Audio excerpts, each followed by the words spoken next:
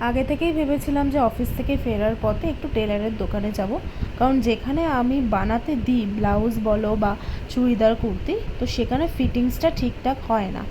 আর অনেক দিন পর পর দেয়, তো সেই জন্য খুবই খারাপ বানায়। আর এই আগের দিন তো দেখিয়েছিলাম কিছু শাড়ি কেনা হয়েছিল পুজোর জন্য, আর বিয়েতে পাওয়াও কিছু আমার শাড়ি ছিল। তো এখানে একবার বানিয়ে দেখা যাক, মানে আমি তো এখানে নতুন বানাচ্ছি, কেমন বানায়। তো হোপফুলি ভালোই যাতে বানায়, যাতে সেকেন্ড টাইম আমরা আবার আসতে পারি। বাড়ি ফেরার পথে চোখে পড়লো ফুচকা, তো না করা যায় না। যতই ভাবি যে খাবো না খাবো না, কিন্তু খাওয়া হয়েই যায়। এত ঝাল লেগেছিল। তারপর আমরা ভাবলাম একটুখানি আইসক্রিম খাই। আমি সাধারণত এই 10 টাকালে যে অরেঞ্জ বা আম পান্না থাকে, এগুলো আমি বেশি খেতে ভালোবাসি। আর মা সবসময় ওই চকোবার খায়, আর বাবাও নিয়েছিল আমার সাথে আম পান্নায়। ওই তিনজনে আইসক্রিম খেতে খেতে বাড়ি চলে আসলাম।